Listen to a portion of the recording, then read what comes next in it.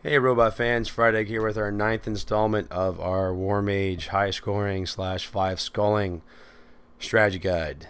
We are playing the stream, and I sound like crap, but that's okay. Still fighting this cold. I feel more connected to the rift. I'm commentating all these in one day, so I'm fighting this cold all day. But anyways, the stream. So introduction of flyers on this stage, and some kobolds and some ogres, and yeah, no biggie. Gonna go in here and wreck shop on these fools. Doing a long dramatic pause here, thinking of what to bring. I guess. Yeah. Oh yeah. Let's bring that. Good. Bring that too. And that. Not that. Not that. Don't do it. Don't do it. What? No. You don't want that. What? I bring that? I don't think I bring that. Am I really going to bring the coin forge? I'm sorry. I'm just like dumbfounded right now. I don't remember ever using a coin forge. Like ever. Not a fan of the coin forge. So I'm grabbing up these boom barrels, free boom barrels from the map. Helpful on ogres and such. And what are we doing? Are we really bringing the coin forge? Man, what's wrong with you? I hate this guy sometimes. He makes some bonehead decisions. All right. What? How about some of this? Yes, we are going to set up a 4x2. Yes, we are doing that. That is happening. So we have the 4x2 and Death Augmenter, so we can get some cash. Yeah, I guess we're bringing the coin forge because there's no way to take that back now. Anyways, the stream is. I wouldn't say I dislike this stage. I've just never liked it very much. Now, because I say that because there's definitely some stages I very much so dislike, such as the sludge hole. I'm not a fan of the sludge hole. It's stupid. I don't know what it is about the sludge hole. I play that map and inside I'm crying the whole time. Just don't like it. I guess it's, you know what it is? It's difficult. I have a hard time with it. I look at the scores, and obviously there's plenty of guys out there that don't have a hard time with it, but me personally, it kicks my butt. So, there, call me a pussy, but when a stage is kicking my butt, I don't like it. So, yeah. There you go. Oh, flyers in the air. Oh, let's give them headshots. Oh, come on. What are you? I know I've been drinking, but have you been drinking the day you shot this? There you get some headshots. I said before, don't drink unless you're 21. I'm only doing this because I'm on vacation, and I don't feel good. And this makes me feel better. It's my medicine. There we go. So, alright. We got the 4x2 going. Not quite 4x2. We're still missing a Scorcher to make the 4. But really, once you get a grinder and a tar up, you're pretty much money in the bank. You're going to do very well. I shot down a chandelier by accident. Generally, don't ever use those. Me personally, I don't ever use those map traps, as we coined them, which would be chandeliers and rolling logs, acid pots, lava pots, whatever. At this point, I have a stroke of genius and said, I'm going to move things to over here. Yes. I'm going to do that. And everything will be better now. I don't know. Probably not.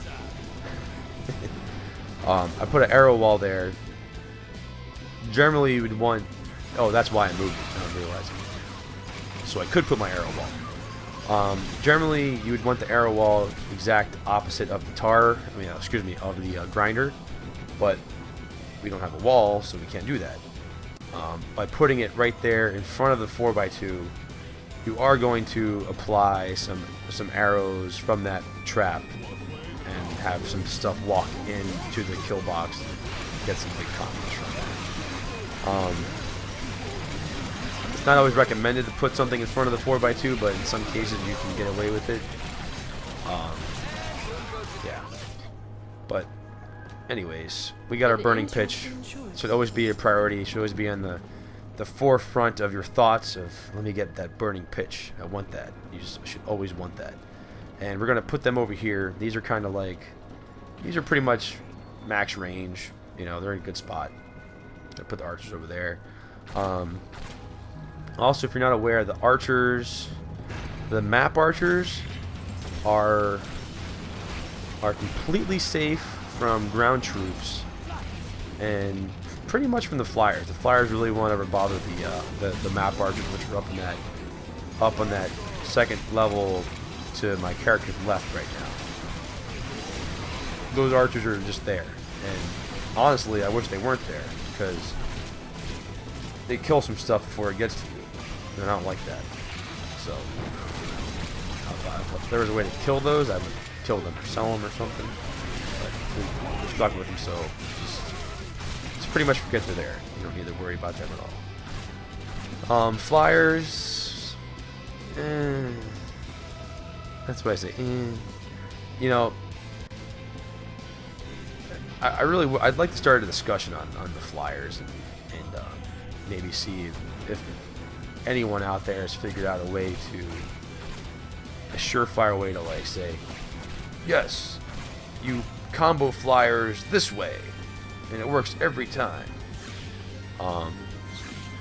Because honestly, like the only thing I know to do is like right there that when the flyers are on fire from a fire arrow, that's the only time I know if I shoot them and they die, then I will get a ×3, and that's about it. Like some people say you can put the lightning storm. I don't even think the lightning storm even hits them. I personally have like messed with it. It doesn't seem to do anything to them. Personally, I could be wrong, but yeah, flyers are kind of the X factor on some of these maps, where you have a whole crap load of them, and if you really can figure out a way to like consistently get, say, like even just a ×5 on them, like you can really bolster your score. Because usually you get nothing. Usually they just die. But as you can see, our 4x2 is producing this, you know, a good amount of ×6s. We're getting some ×7s. So 4x2 is doing its job. Something I may looking, you know, armchair quarterbacking again.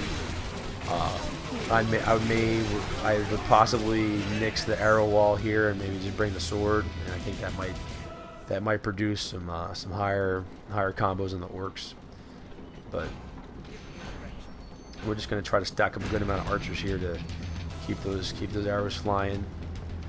And on Nightmare, you probably want to have a lot of archers here. At least I usually do on that spot, because they're like my last line of defense against the flyers. So it usually works out pretty well. But anywho, we're just gonna keep an eye on our kill line and try to blast orcs as they're moving on to the kill line. You see those archers up there? They're killing stuff. Sons of bitches. Let's see how I think I'm gonna try to kill the archer. You can't kill them. Tried many times. And sometimes I forget you can't kill them. I just try again. But yeah, I've actually one of my high scores, I think, on Nightmare Fork. I think one of the high scores. I don't know if it's my current high score, which I don't think is that good, but I devised a strategy where I made the first wave come in and kill the paladin,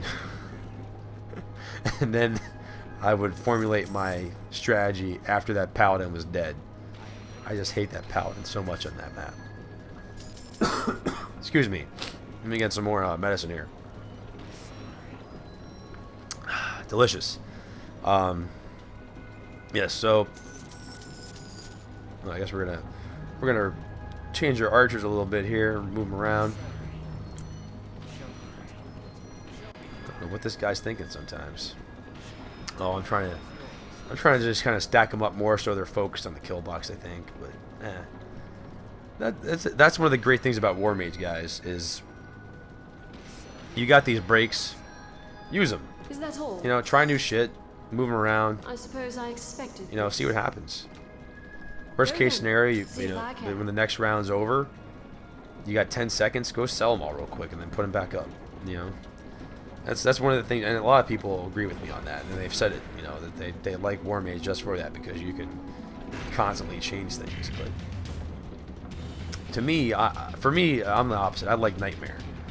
I like Nightmare because you're like, you have one chance to make the right decision in most cases. I mean, it's, you have a 3-second break between rounds. Usually, you can't sell stuff, especially if you if it's later in the game and you have a lot of stuff going on. You're not selling stuff. You're just, you know, and your mind's all over the place. Your, you know, thoughts are scattered. It's you know, it's a nightmare. It's like it says in the name. It's a nightmare. You know, but to each their own. To each their own. So we got some flyers coming. I'm letting them try to fly at least till they get to my to where my archers can shoot them, so I can try and get a times 3 on them like I did. You know, like I told you before, if you see a flyer that's on fire and you kill them at that moment, you will get a times 3. Guaranteed. Guaranteed. So, yeah. All right. Round 8. At this point, I'm just putting up archers to put them up, I think. Yeah. I got some ogres coming. When you have time like this, before the ogre gets to your area, to your kill box, I'm a big proponent of trying to soften up their health. You know, I'll try to headshot them. I'll try to get them down to about half sometimes. If I get like a ballista there or something, I can hop in. This way, the idea behind that is, as I've mentioned before, is for an ogre, I want them to die as soon as they step foot on that kill line. So if they come in with their health already, you know, weaned down a little bit, the chances of that happening are a lot greater. And your chances of getting a high combo in them go up. When I say a high combo, I mean an 8, a 9, or a 10, or even an 11. So, last round. At this point, if you're following what I'm doing here, you're, I mean, besides the ogre, you know, like, and the ogre's dying pretty fast, but everything else is just, you know, this strategy just, you know, it makes it fairly simple. The only thing you should be focusing on is trying to shoot every little individual thing hitting your kill line, so you add your crossbow combo point. I mean, you're not getting through. You have enough archers up to where if you aren't paying attention to the flyer, they're gonna kill it. Nothing's getting to your rift. Nothing's getting through here. So by this point, you're in a good spot. So try to get some combos in the flyers. Throw these mofos at 6 and 7. You know, yeah, I already said in the video, if I were to go back and do this, I'd probably leave the arrow wall out and bring the sword. I think that would probably help you produce a little better. So I don't think I did anything monumental here, but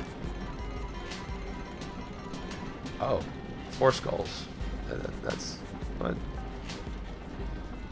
That's not what it's supposed to be. 213. Did I just get that score? I'm not even paying attention. So I got 213. So all right, I kept that for a reason. I was only over by a couple seconds, so a minute. So don't take as long as breaks. That's why I was doing that with the mouse. So yeah, take less time in the breaks and you'll be fine. Later, guys. See ya.